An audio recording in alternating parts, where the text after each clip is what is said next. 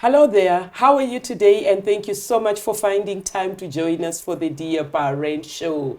What a joy, what a joy, what a joy, what a joy. Wacha tufanye vigelegele za hewa, si ndio? But it's really been amazing, and you people have been an awesome audience. I'm here to appreciate each and every one of you that has subscribed to the channel, everyone that gets to watch these episodes, everyone that gets to like and share in different spaces. My heart is full because you people are amazing. Thank you for being part of the community. Thank you for making this worthwhile. Thank you for making this, it's just working because you are part of this, and I totally appreciate you. We have been doing this program for quite some time now, and as always, we say if you missed out on any episode, just go back and watch Bwana. There are so many episodes before this particular one. So go back, watch, be encouraged, be enlightened, be challenged. Just go and learn something, because episodes ziko kibao, sawa. And I really appreciate each and every one of you for having been part and parcel of the Dear Parent Show. From me to you, asante sana. My name is Nashami Wangara, and I am your host. It's a joy, man. Hii siti na kwanga. Nilisema siku moja nitakuwa guest kwa hii episode to watch this space. Niko na hosts kadhaa nisha identify. So one day I'll play the guest. But I'm your host for today, and I just want to invite you, even as we have conversations today, because I am honored to host an amazing lady. It's such a joy to have her that she agreed to come. Mimi nasemanga guest akikubali manze mpe salute, because money stuff ikwangi easy, by the way. But really, I am so glad that she agreed to come. So we're gonna get to know her and then gonna have a conversation. I invite you to join us because hii ni special.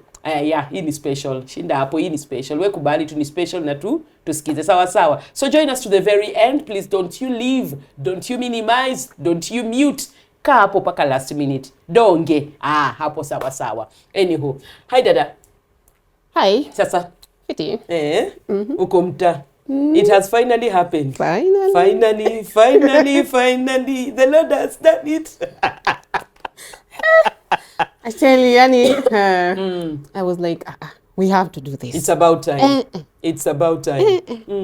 Remember when you asked me, I was like, I know, right? Moja, well. I was like, yeah, it's high time. It's about time. Take 5. Chukua 5. And I'm glad you're doing this. Thank you so much for coming. How have you been? Good. Yourself? I've been amazing. I'm always, I'm in my happiness era. Yeah, so I've been happy. I have been happy. And if you're around me and if you're not happy, I will inject happiness, please. It can only be happiness era. Important. How has been your year so far? Well, we thank God. So far, so good. Challenges happen, of course, yes. But God has been faithful. Amina. Yeah. To the glory of His name. What are they called again? Resolutions. Nikiulizo tu. Yeah. Okay. Yes. Okay, yes, I do. I do have goals, of course. Mi uziandika. Like kwa paper, and then nazistick karibu na bed. Oh wow. Okay. Yeah, so like it's a daily reminder. Yes, alafu niko na like follow up or something like quarterly. Naangalia like April tumefika wapi? Nikiona nimeachieve something na tick. Ikifika April, like ni kama guide, like are we progressing well or not? Yeah. Okay. So yeah, at times you set them. Kuna zenye zina come through. Kuna zenye zina come through the next year. But you're serious. You write them down, alafu sijui tuna quarterly review. Sorry. Okay, let me try that next year. Anyway, please, I would want you to introduce, as much as I know you, I would want you to introduce yourself to our audience so that they can get to know you. Who are you? Karibu sana. Asante sana. Hi viewers. My name is Luttiegard Wangara. Her sister? Yeah, apparently. Yeah. And I'm glad to be here. I'm a mother. And I'm by profession, I'm a civil and structural engineer. And I'm glad to be here. I thank God I'm here. It's high time. And yeah, let's do this. Okay. Yeah. All right. Yeah, this is my sister. This is my mother's daughter and my father's daughter. And so that's why nilikuwa naambia hii ni special because when family starts coming on set, unajua family wana believe vitu unafanya. Juu saa ingine dunia inaweza angalia inasema yes, a family like my what. So this is confirming that family wana approve his stuff. Umerepresent. I know. Anyway, so Luti, I want to understand something. You said you're a mother. And I want us to somehow walk through your journey, your motherhood journey. Okay. And this is how I would want to do it. First, I would want to ask you, at what age did you become a mother? Okay, I was a mother at 18, 18 years old. Yeah. Okay, so teenage motherhood. Yay! Teenage motherhood. Teenage mother hapo nje kuja to watch. Kuja ini yetu. So, a mother at 18. Tell me, when you found out that you were pregnant, what emotions ran through your head at that age? Well, I was scared, of course. I was in denial. Yeah, of course. Yeah. Like, no, I miss Kobo, like, like, no. Then I was so scared, like our parents. That was my concern. Like, hey, maybe sasa father ataniua. Mara hii, sijui itakuwaje. So, like, nilikuwa na feature, of course. Nilikuwa na feature, sikuwa nataka wajue, you know. But sasa pia, kitu linipatia nguvu pia ni sasa baba mtoto, you know. When I told him I'm pregnant, he was like, yeah, let's do this. Yeah, it's mine, let's do this. So nika feel like a relief. At least baba mtoto amekubali. You know, I'm not alone in this. Sasa ikabaki wazazi. Let me ask, how did they get to know? Wazazi? How did they get to know? Are you the one who came and told them, oh yeah, waku? I think story tu zina watu wanaongea. Because me, nilikuwa kwanza na feature, like nilikwambia I was in denial. So, like, your body is changing and all that, but you're like, Z. So, nilikuwa naendaga home. Sasa unajua baba mtoto tulikuwa Kisumu. Yeah. So, alafu ya time nilikuwa ndo nimejoin day school Kisumu. Then nika drop out. Then so ikakuwa like sitaki like path zangu zicross na father. So walikuwa mi nikaendaga kukana kwa baba mtoi. And then saa zingine nenda home. Narudi Kisumu. So nilikuwa naoperatea home na Kisumu. But home, remember father alikuwa anaenda weekends. Yeah, true. So mimi nilikuwa like Thursday nikiwa home. Thursday jioni, Friday asubuhi. Leave for Kisumu. Yes. Then narudi Monday because najua ameenda. So of course walikuwa najua like Luti amekuwa. Of course. Alafu najua tu home. Unajua tu kuna wale mama wanajuaga uko bona. They know you're pregnant. 1 week. Yes. 1 week. It doesn't have to show for them to know. Yeah, nilisikia mtu akisema hiyo kitu by this kumenya nikiwa home kwa sokoni. Ati I was like, I didn't know. Sijui kuna vile hapa inafanya aje, you know. Sijui kuna vile ina pump faster or something. So I was like, nikasema zi. So walikuwa wamejua, walikuwa wamesikia. So ile kupatana na hao ndio tulikuwa bado hatujapatana. So that was like now 5 months. Siku moja like mimi nimejipanga nitoke Friday. Wednesday walikuja. Then alikam when you least expected. Hey, my friend. I was like, nasikia tu madhami kama like. So najaribu kuhepa. And then your time stima ilikuwa imepotea, nakumbuka ilikuwa jioni. So sijui nilikuwa nampelekea hata nimeasha chini nampelekea. Then akaniuliza, nani amekupea mimba? African mothers. Yes. I was like namuuliza mimba gani? Yani mi bado ukubali hiyo story. Anyway. Okay. So vile alisema hivyo nikajua, oh my god, so they know. You know, just being a child, unafikiria wajui. You think they don't know. Yeah. So ukapata like, so mmejua. So unashtuka, but at the same time una feel ka relief. At least it's finally being addressed. No more running. Yeah, they know. No more hiding. Yeah, and all that. And then the next day sasa father kakam. Lecture. Yeah. Yeah, of course, lazima. Nilikuwa naihepa, but ilinipata, and of course lecture ilikuwa. Okay. Yeah. Okay. But it was a tough one. But then after that, at least I was relieved now. So yeah, at least nikaenda sasa ndo so nikarudi sasa kuishi na Kisumu. Sasa with that, if number one, you are in denial and then you embraced it, and then now you're trying, baba mtoto akakubali, and that was a win for you. And then you dealt with how will parents know. I don't want them to know. Finally, they knew.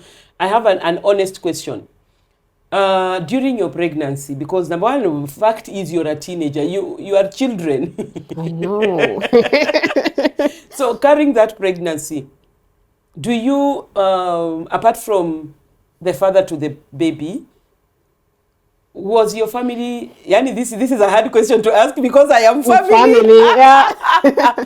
But do you feel family supported you? How was the support?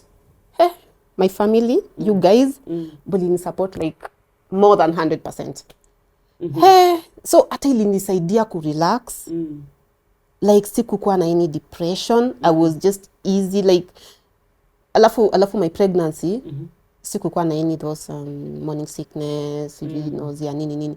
Actually ungeona tu ni mwili ina change. Yeah, but mi nilikuwa tu normal. Yeah, I got prettier, of course. Yeah, whatever.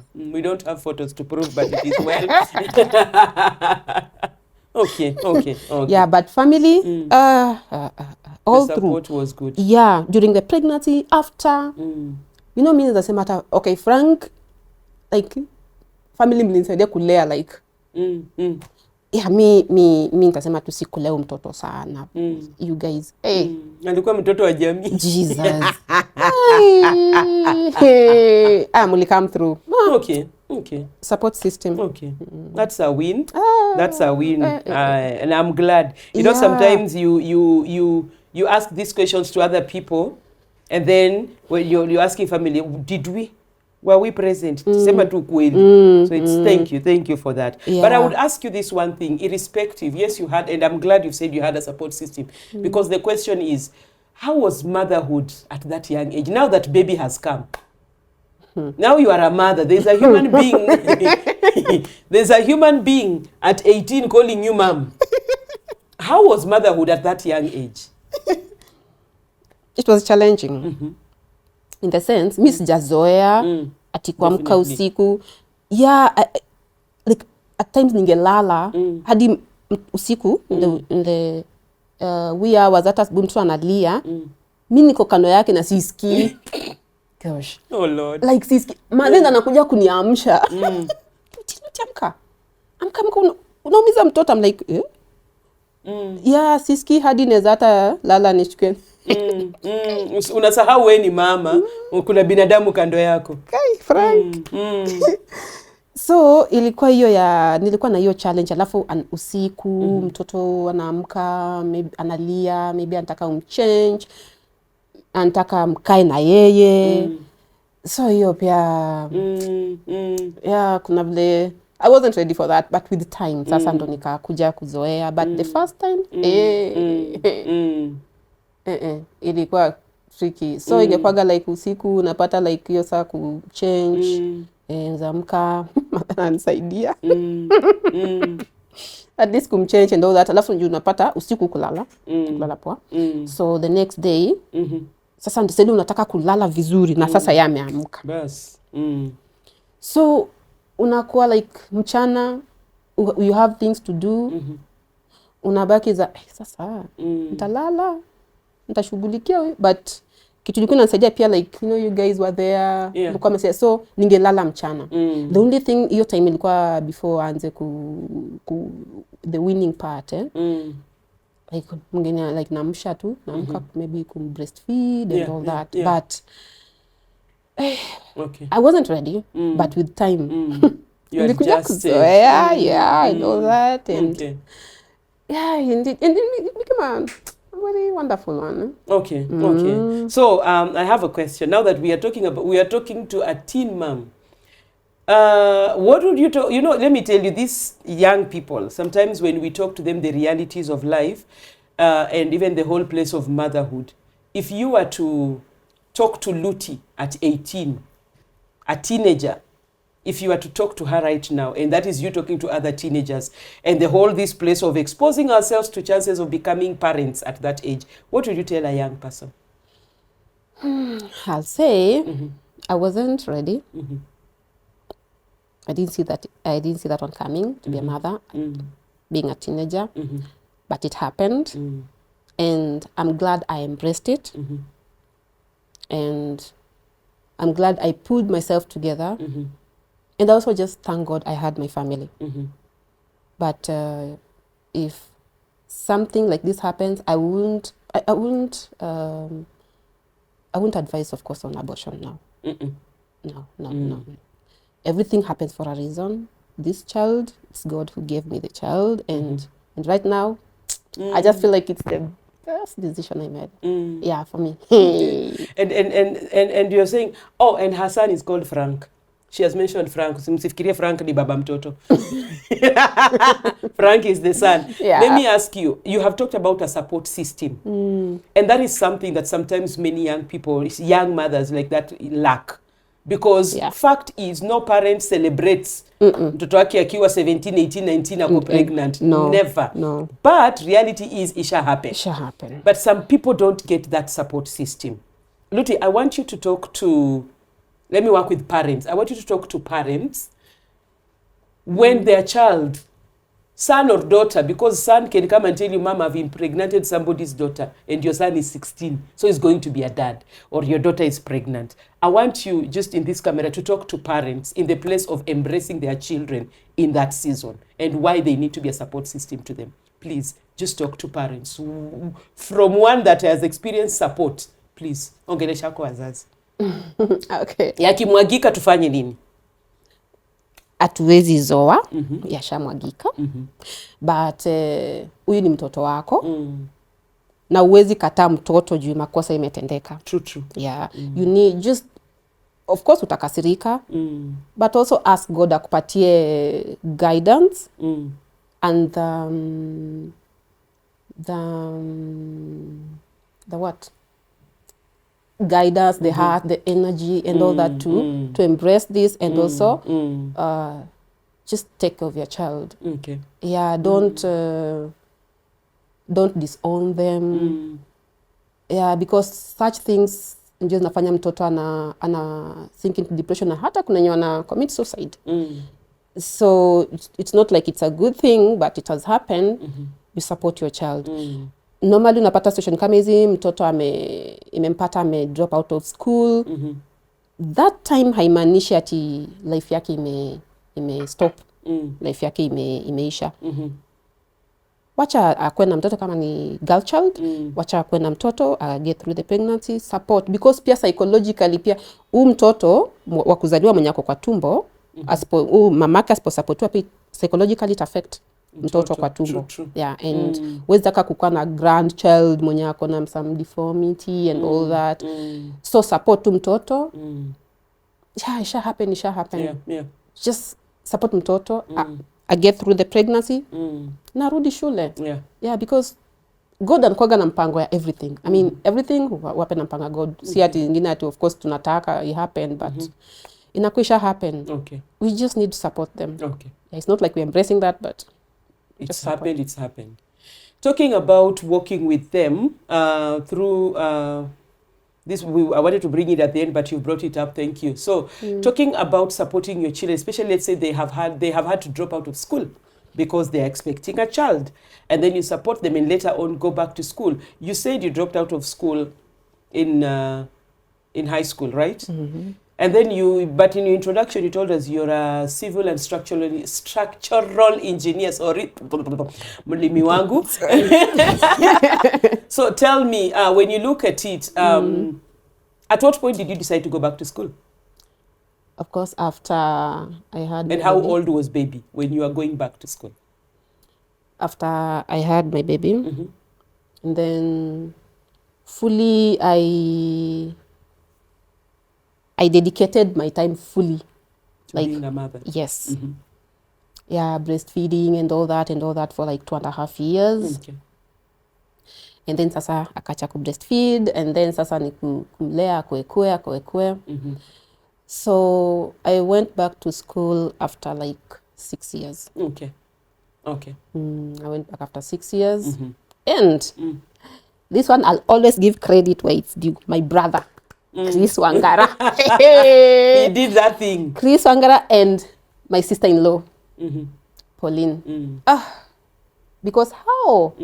Ndo walini-initiate this story, like, you need to go back to school. Like, ndo tukapata that school. It was an adult school, just in town, Nairobi. Gumbaru. Yeah, Gumbaru. And then nilikuwa nakaa nao. It's a good thing I went back to school.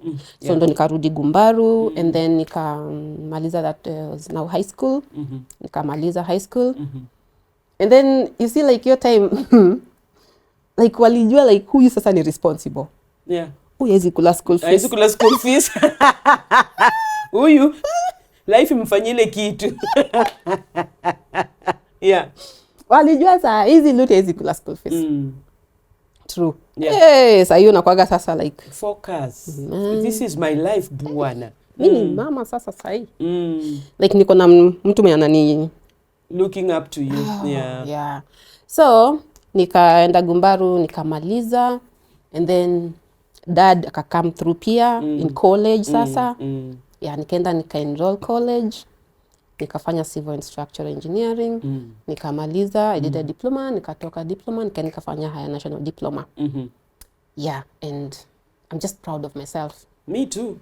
I know, right? I'm super duper proud of you. You're one person I always say I need to be going with you to schools so that you encourage young girls about believing in yourself and dreaming again and getting there to do your thing. Yes. No, I'm glad you chose that path. I'm glad. And I know, and I'll ask you about this. I know your son is proud of you. Of course. So how old is your boy right now? 21. 21. So really brother. Brother. Do you know that tukikwaga na yeye tukitembea na yeye like people like nika happen to mention like my son, they're like no. And then he's taller than you, of course. Yeah. So they're like no. Aje, Z, haiwezi. No, like maybe he's your younger brother or something. Like, no, this is my son. Okay. Yeah. And so that whole place of going back to school, because and personally I have a case that I worked with a girl who was she got pregnant during COVID, and she was in high school. So by the time schools were reopening, she couldn't go. Hata actually alikuwa amejifungua. Time watu wanarudi shule, alikuwa form 3. And we had to convince her to continue with school. So as a young mother still breastfeeding, akaenda Gumbaru, akasema hezi rudi class na wenzake. Yeah, I know. And she went to and did her exam. So she did the exam the year she had been intended to do. She still did it that same year. Oh, wow. And I think that really works for me, whereby we can encourage our children to continue. Because it doesn't stop at pregnancy. That I'm pregnant does not mean, and I'll just sit down and be a mother, because I need to be an empowered mother too. And how? Siniturudi shule. So, question, how does your son, what is your relationship with your son right now that you are kind of age mates? No, sorry, siblings. How is your relationship with your son? It is super duper. Yeah, it is nice. But then ananitaga bestie. Sorry. Mimi ananitaga anti nice. Pia mimi niko na AKA. Okay, bestie. Bestie. Yeah. We good, we talk about stuff like he's open na mimi, and he can tell me anything. Mpaka saa ingine I'm like, wewe ni mtoto kwa history unaniambia yako zingine. Zingine unachorea. I'm like bestie itabidi umeti. Like remember that day tukikuwa dinner ya birthday. Yes. Si akanicall, I'm like, anaambia some things, I'm like Okay. Like sikuwa expect. I didn't know we are that open. But we are good. Okay. And I just thank God, like huwa nataka nikuwe there for him always. Yeah. You know. Yeah, like aone like mamangu is there for me. Mamangu anangangana, anajaribu, like, you know, he's proud. Yeah. Now, can I tell you something? It is you I'm talking to. Yes. When Frank was 3 months, that's when I had Zanel. You remember? And then I lost Zanel. And your baby was 3 months. And then I requested to be Frank's mother. Yes. And you allowed me. Yes. Thank you. Thank you for allowing me. Because man said, you know, I always said, oh God, this is funny. I remember some of the two clothes I had bought for Zanel. Kuna moja nilipeanga Frank. It was so feminine, but I didn't care. I was like, he should have this one. But thank you for allowing me to still experience the motherhood that had just been snatched through your son. That bit I must thank you on set, not even behind camera. Asante sana. You're welcome. And for making that boy now sometimes, well, he says, najua we ni auntie, but nikisikia kuita mom sini sana, nambia, yeah, by all means, mom, me, it's fine. Yeah. But anyway, when all is said and done, Luti, what would you, you got baby at 18. Now you're 40. Your son is 21. And you keep growing. If we could take you back to Luti at 18, or rather the teenage Luti, what would you tell that girl? Yeah, like you're that young again. It doesn't have to be at 18. It could even be at 16, even at 15. But what would you tell Luti the teenager? Now that you have seen life right now. Unajua wakati tulikuwa tunaambiwa vitu tunaona ni kama sisi ndio the authority, sisi ndio kusema. Yeah, usikia wazazi wako. And utie bidii, soma. Usikwe distracted na anything. Yeah, and like you follow your dreams, you pursue your dreams. Okay. Yeah. Okay. Yeah, I'll say that, but yeah. Sasa ilisaidia kakua mama, you know. I love the way you love motherhood. Yeah. You know, sometimes, because let me tell you, and this is honest, because there are sometimes people who that season makes them walk with so much guilt and depression and everything, and they pass it on to the child. This child is born rejected by the mother, and then maybe you had your plans, your life figured out, pregnancy happened, so you end up every time you're like, kama mtu ndio kalinimesia life. Asifu kalikumesia ukweli. Ni wewe ulijipeleka ukalafu za kublame mtoto innocent. But sometimes there are people who grow up not reliving that as a good thing that happened. But I'm glad you're too loud about your love for motherhood and your love for your son. Always. And thank you for being an amazing mother. Thank you. Frank has an amazing mom. That's for sure. Yeah. That's for sure. Si Siri. But anyway, is your son dating? Yes, actually. He told you? Yes. So that day tukiwa he told you he has a girl. You have such conversations. Yes. Nyinyi ni mabesti. Hey, aliniambia ati, yeah, I'm here with my girlfriend. My girlfriend says hi. I'm like, hey, Luti, give me 5. Hi, mother-in-law. Oops, paka nimejigonga. Hi, mother-in-law. You now, hey, yeah, time is going where ya. Yeah, but okay. How does that make you feel, by the way? The reality that your son is dating, how does it make you feel? Mixed reactions. I'm like, where? I've grown old. I'm old, yes.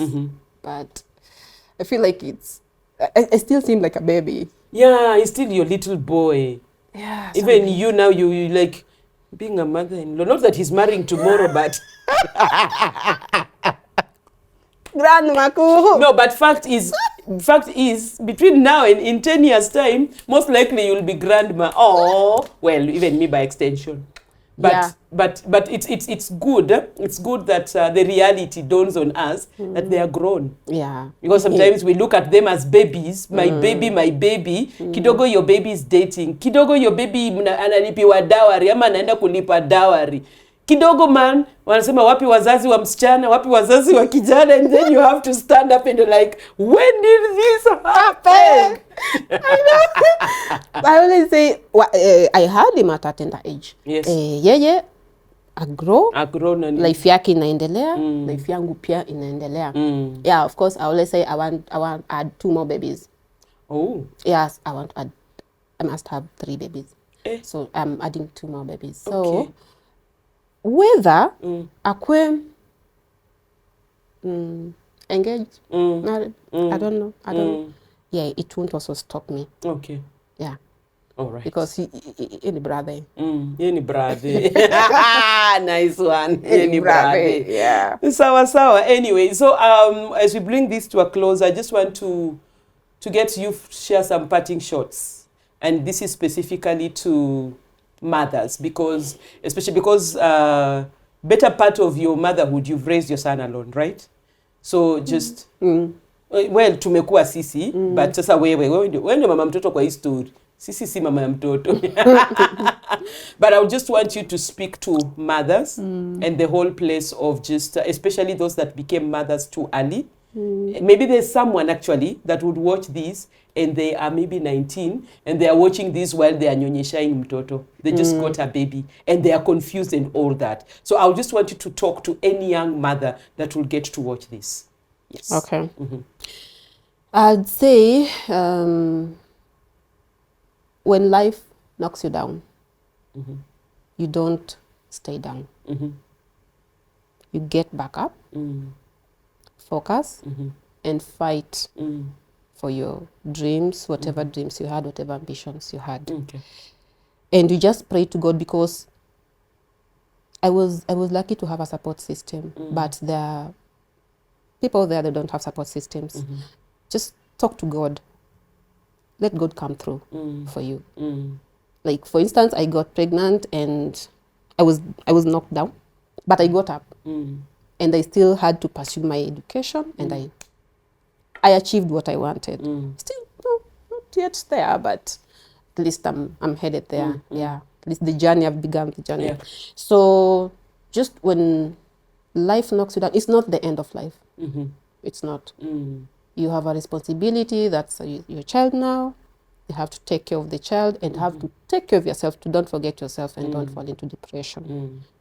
And just talk to God. Yeah. Talk to God. You can have a support system or not, but God is always there. Yeah, and just don't stay down. Rise up and focus. And Luther continue. Amazing. Lutti, I want to ask this. When you were walking through the pregnancy, you had a support system of your parents, your family. What about your peers, like your age mates, teenagers, wenzako? Maybe people that you had been with in school and all that, just teenagers around you. How are they taking these, and were they there for you? Well, I'll say, I was in school, so my peers were in school. They were actually clearing now Form 4 then. So, and we lost touch, because now and then, Dad had moved where we were raised in Mumia, so we were in Kisumu. Yeah. So for those that I schooled with in Kisumu, well, we didn't bond as such, because I was only there for a year. But my peers that I grew up with, we had lost touch. Okay. And remember, there were no phones, of course. Yeah, we were phoneless those days. Yeah, you were analog. So I lost touch with my friends, my peers. But back at home, I would say my cousins, the extended family. Yeah, my peers. Yeah, they were accommodative. They were good. They were supportive. Okay. Yeah, at least it made me feel like siko mbaya, Simbaya, because they were there. They were not parents. They were not parents. Yeah. I was the only You're parent. the only parent in the group, in the WhatsApp group. Actually, my peers were like they call my son like our firstborn. Yeah, but they were supportive. My cousins. Yeah. Our cousins. Yeah, our cousins. Why are you excluding me in that story? They're also mine. I know, right?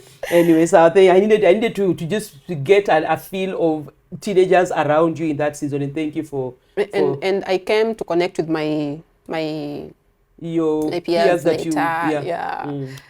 And they were happy. They're just happy that I'm a parent. They're like, wow, that is nice. Okay. Yeah. Now, as we wind up this, I want you to talk to some people Okay. on camera. Mr. and Mrs. Wangara. You are a parent yourself, right? But you are somebody's daughter. Yeah. So would you please, for a minute and two, just talk to Mr. and Mrs. Wangara from your heart to them? Wacha nikae vizuri. Well, Dad, Mom, my 2 moms. Yeah.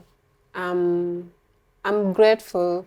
I'm just happy. I'm grateful and thank you that you didn't give up on me. Yeah, you didn't give up on me. You supported me. You were there for me. I remember every detail. I remember every detail. Yeah, and acha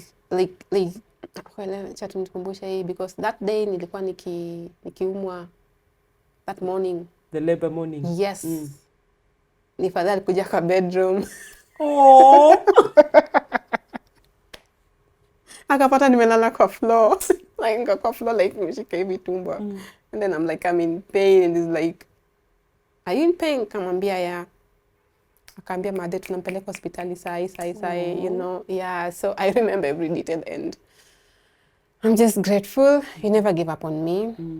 Yeah, and that you believed in me, you still believed in me all through and kanirudisha shule. And I'm just glad I made you guys proud. Yeah, I wouldn't be here if it was not for your support. And I'll continue making you proud. Ijafiki hapo, ijaishi hapo. I'll continue making you proud. I'm just grateful to have parents like you. You didn't give up on me. I don't know how it would have been if you guys gave up on me, but you did not. And for that, I'm so grateful. And may God just keep on blessing you and keeping you. Why are you making me feel like that? Imetoka rohoni. Yeah. No, but thank you for even appreciating them. Yeah. And I echo your sentiments. They are a true support system. They stick. Wapewe flowers zao kama wako hai. Kama bado wako hai. The fact that like wali believe me, like hey, I'm telling you nikikuwa kole. Father ananitumia do like school fees. Aniulize ati receipt, juu anajua huyu hai atalipa. Like alikuwa na believe in me that much. Yeah. I can anatumia do mob and I pay. Hata janiuliza receipt, but I'll send the receipt na WhatsApp the receipt because he knew huyu saizi yako responsible. Yeah, because you know kwa kwingine kidogo. Yeah.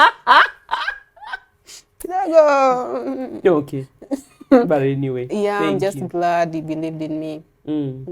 Amina. And they support. That is good. Thank you. Thank you for speaking your heart to them.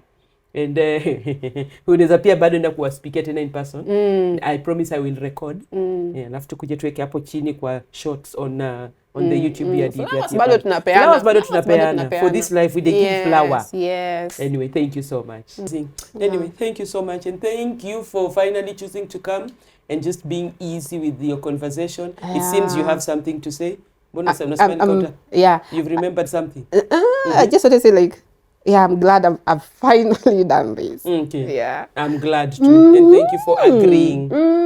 So keep shining, keep winning, keep being an encouragement to young girls and young mothers and sons outside here because you're a mother to a son.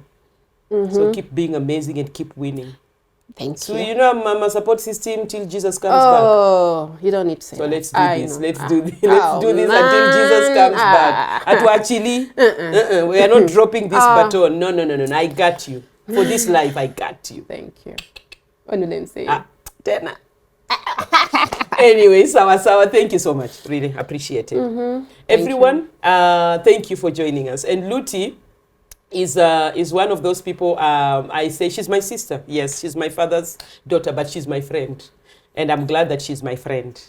And I'm so super glad that she has allowed her son in my life from the day he was born. And it's beyond me being auntie to that boy. So sometimes this is how we enjoy motherhood by extension. So I'm glad I'm also a mother to Frank.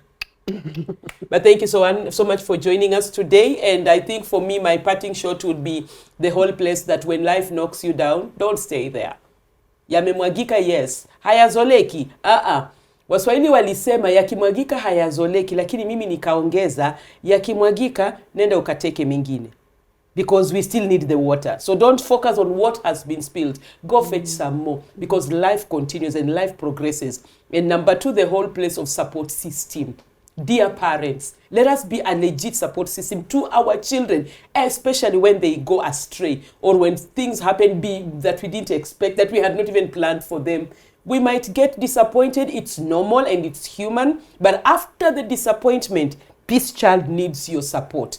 If this girl didn't get that support, we don't know how it would have gone. That is the time some of these girls would choose to go the abortion way because they are sure they will not be supported, they will not be welcomed. And they will go and just end innocent life. So let's just deal with the disappointment, yes, and then embrace them. Walk with them. Let's be real in this journey with them. They will learn lessons. They will be loved because love conquers it all. It is love that has kept many. Let us love them amidst their confusion. Let us love them amidst their mistakes. Let us love them amidst them. It is that love that will actually help one that is knocked down to come up, right? Sure. It is that love. So tuwapende chaukwela, tuwasupport chaukwela, and bingo, years later we will look back and you're like, I'm glad she brought forth this life. I'm glad she continued. She pursued her dreams, you know. So tusikue ati mtoto amepata mimba, akue bibi, mnampeana akue bibi, ama akae hapa akue tu mama. Akaanza kubahatisha tu life. No, support them, hold them, push them, let them pursue their dreams because they have a legit support system. You're out there, you're young, you're a teen mom, maybe you just became one, or maybe you're even in your 20s and you got a baby in your teens and it's still getting a hold of you. We are here to encourage you. Rise up. Pick yourself up. Songa mbele. Kuna watu huku nje support system real. The likes of Luti and many other teen mothers outside here. They are making it. They are pushing themselves. So can you. So usi give up. Push. Achieve your dreams. Your dreams are valid and motherhood is valid and it is good on you. Guy, mbona nasikia kuongelesha teenage mothers muda mrefu? Acha ni stop here hapo. God bless you so much, and dear parent conversations take every direction and every form, and I'm glad we got just to have this around teen motherhood, and we are looking at a success beautiful story. So this was an encouragement to a teen mother, to a parent who says the same grandparent wa mapema, because if I'm a teen mother, that means my mother might be a grandmother in her 30s, donge, yes, or in her 40s, because I'm a teenager. But it's well. Enjoy, celebrate those lives, and support your children. God bless you. God keep you. We will definitely see you in the next episode. The conversation continues. Like, comment, share this with another and another. And thank you for being part of the community and of this particular episode. Shalom. From us to you, Turus. Godawa. Bless. Ciao.